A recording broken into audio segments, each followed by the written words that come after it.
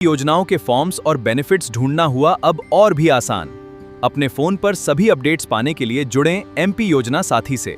Class 1 से लेकर 12 तक या फिर जो ग्रेजुएशन में है या फिर जो एमए एमएससी एमकॉम कर रहे हैं, यानी क्लास 1 से लेकर के MA MSc MCom post graduation तक के स्टूडेंट के लिए एचडीएफसी स्कॉलरशिप का ऑनलाइन शुरू हो चुका है। एचडीएफसी परिवर्तन ईसीएसएस स्कॉलरशिप 2026-27 के लिए ऑनलाइन अप्लाई शुरू हो चुका है, जिसके तहत 15,000 से लेकर के 75,000 तक की राशि स्कॉलरशिप में मिलने जा रही है।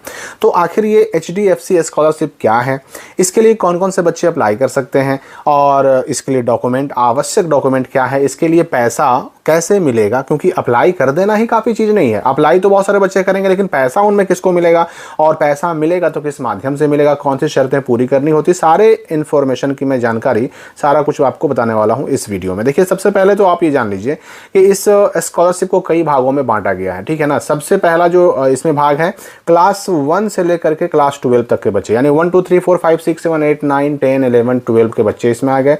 या फिर कोई अगर डिप्लोमा कर रहा है वो भी बच्चा इसमें शामिल हो जाएगा, ठीक है ना। या फिर डिप्लोमा के अलावा अगर कोई आईटीआई कर रहा है, पॉलिटेक्निक कर रहा है, तो वो भी जो है ना इसमें इंक्लूडेड हो गया। ये सारे बच्चे अप्लाई कर सकते हैं, ठीक है।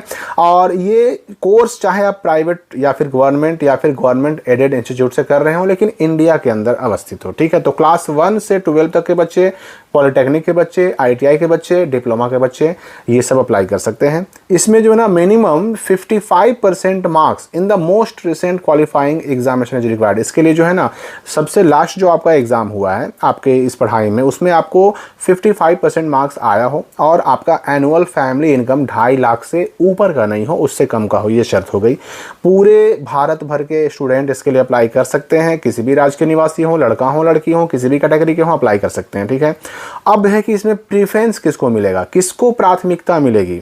तो देखिए, ऐसे बच्चों को, ऐसे स्टूडेंट्स को प्राथमिकता मिलेगी जिन्होंने पर्सनल या फैमिली क्राइसिस का सामना किया है पास्ट 3 इयर्स में, पीछे गुजरे हुए 3 सालों में, जिन्होंने खुद अपना व्यक्तिगत या अपने परिवार में किसी तरह की समस्या का सामना किया है। अब ये समस्या किस तरह की हो सकती है भाई, तो ये समस्या का मतलब कि फाइनेंशियल रूप से किसी ने अगर कोई समस्या, मान लीजिए कि घर में कोई कमाने वाला मेंबर है और पिछले 3 सालों में अगर उसकी नौकरी चली गई है, या फिर जो हम खुद ही कोई काम करते थे, हमारी आमदनी का जो जरिया था वो पास्ट 3 साल में किसी कारण से हमारा वो आमदनी बंद हो गया है, या फिर हमारे परिवार के जो सदस्य थे खेती करते थे या कोई और काम करते थे, आजीविका का जो भी साधन था वो अगर किसी तरह से डिस्टर्ब हो गया है पीछे गुजरे 3 साल में, तो ऐसे बच्चों को प्राथमिकता मिलेगी, उनको प्रायोरिटी मिलेगी, ठीक है ना। अब बेनिफिट क्या मिलेगा भाई, तो जो क्लास 1 से लेकर क्लास 6 तक के बच्चे होंगे, 1 2 3 4 5 6 क्लास के बच्चे, उनको 15,000 रुपये मिलेगा। और 7 8 9 10 11 12 तक या फिर डिप्लोमा, आईटीआई या पॉलिटेक्निक करने वाले बच्चों को 18,000 रुपये का लाभ मिलेगा। डॉक्यूमेंट क्या क्या लगेंगे, तो देखिए, डॉक्यूमेंट समझने से पहले एक बात और समझ लीजिए कि ये जो मैं बता रहा था, इसके बाद ऐसे बच्चों को भी इसमें शामिल किया गया है जो ग्रेजुएशन में हो, यानी जिन्होंने इस साल ग्रेजुएशन में एडमिशन लिया है। यहाँ पर देखिए कि ऐसे बच्चे जो बीकॉम, बीएससी, बीए या फिर प्रोफेशनल कोर्स जैसे कि BTech, MBBS, LLB, BR and nursing, ये सारे कोर्स कर रहे हैं तो भी आप अप्लाई कर सकते हैं। 55% मार्क्स का बेंचमार्क वही है कि आपका लास्ट एग्जाम में 55% मार्क्स हो, और एनुअल फैमिली इनकम का भी क्राइटेरिया वही है, 2.5 लाख से ज़्यादा का आय बना हुआ नहीं हो। इसमें बेनिफिट क्या मिलेगा, देखिए, इसमें ना इसको 2 भागों में बांटा गया। जो जनरल यूजी कोर्स कर रहे हैं, मतलब जनरल मतलब क्या, नॉर्मल बीए, बीएससी, बीकॉम करने वालों को 30,000 का लाभ मिलेगा, यानी 30,000 रुपये की स्कॉलरशिप मिलेगी। और प्रोफेशनल यूजी कोर्स जैसे कि जिसमें बीटेक आते हैं, एमबीबीएस है, एलएलबी है, बीआर है, नर्सिंग है, ये सब कर रहे हैं तो 50,000 का स्कॉलरशिप मिलेगा। डॉक्यूमेंट की बात करें तो डॉक्यूमेंट में चाहे कोई भी हो, डॉक्यूमेंट सेम ही लगेगा। सेम कैसे लगेगा, तो हम वही 1 to 12 वाले डॉक्यूमेंट की लिस्ट देख लेते हैं, इसी से सारा कुछ क्लियर हो जाएगा। तो डॉक्यूमेंट लिस्ट में देखिए, सबसे पहली चीज़ क्या है कि रिसेंट पासपोर्ट साइज फोटोग्राफ लगेगा, प्रीवियस ईयर का मार्कशीट लगेगा, मतलब अभी जिस क्लास में हैं आप, उससे पहले जिस क्लास में थे उसका पासिंग मार्क्स, आपको मार्कशीट की ज़रूरत पड़ेगी। फिर इसके बाद government issued identity proof of the applicant, Aadhaar card इसमें हो गया, काफ़ी है, आधार कार्ड अपलोड कर देंगे, काफ़ी हो जाएगा।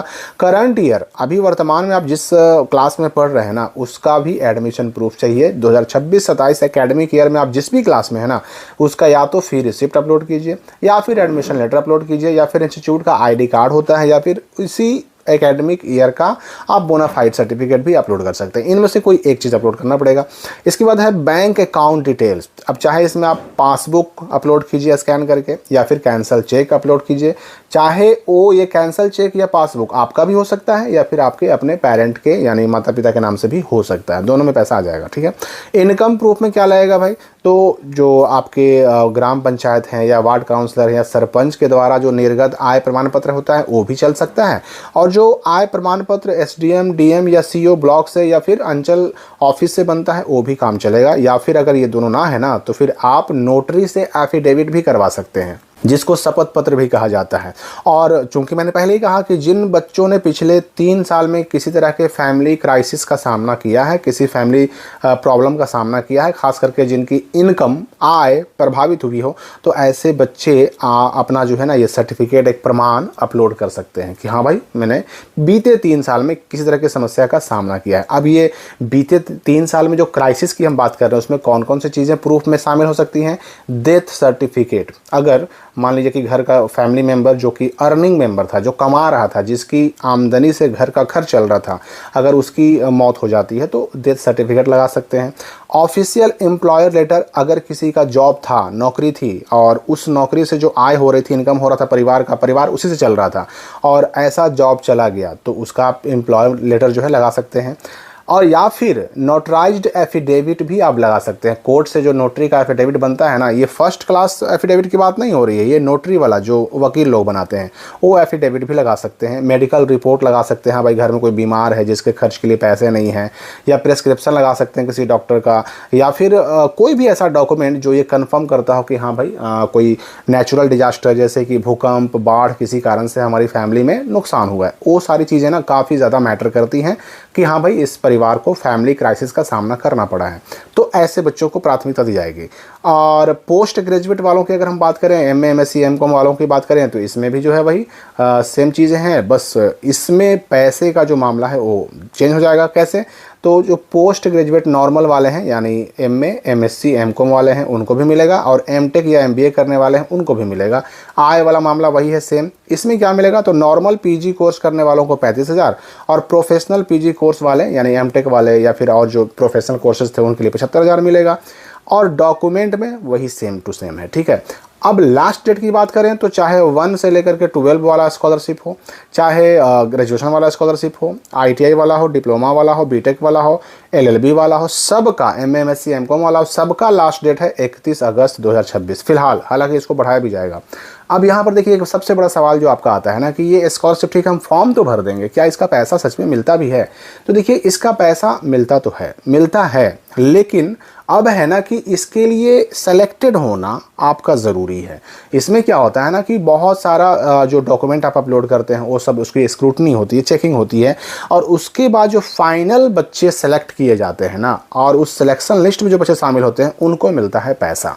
तो सिलेक्शन लिस्ट में शामिल होने के बाद ही मिलेगा। नॉर्मली जो गवर्नमेंट वाले सरकारी जो स्कॉलरशिप होते हैं उसमें मैक्सिमम बच्चों को पैसा मिल जाता है, इसमें भी पैसा मिलता है। जो और स्कॉलरशिप है, जैसे इससे पहले मैंने अजीम प्रेम जी की बात की थी, एसबीआई स्कॉलरशिप की बात की थी, एचडीएफसी की अभी मैं बात कर रहा हूँ, इन सब में भी पैसा मिलता है और हर साल बच्चों को मिलता है। लेकिन वही है कि इसमें अब अप्लाई करने वाले बच्चों की संख्या करोड़ों में होती है, और उसमें जो बच्चे सेलेक्ट होते हैं केवल उन्हीं को ये राशि मिल पाती है। तो सिलेक्शन आपका तभी होगा, प्राथमिकता तभी मिलेगी जब आप ये जो है ना फैमिली क्राइसिस वाले होंगे, ऐसे बच्चों को प्राथमिकता देने की बात इसमें कही गई है। तो एचडीएफसी परिवर्तन ईसीएसएस प्रोग्राम के लिए 31 अगस्त तक फिलहाल लास्ट डेट है, जो आगे बढ़ाया भी जाएगा, जिसमें 15,000 से 75,000 तक की स्कॉलरशिप की राशि मिल रही है from class 1 to PG student यानी पोस्ट ग्रेजुएशन तक।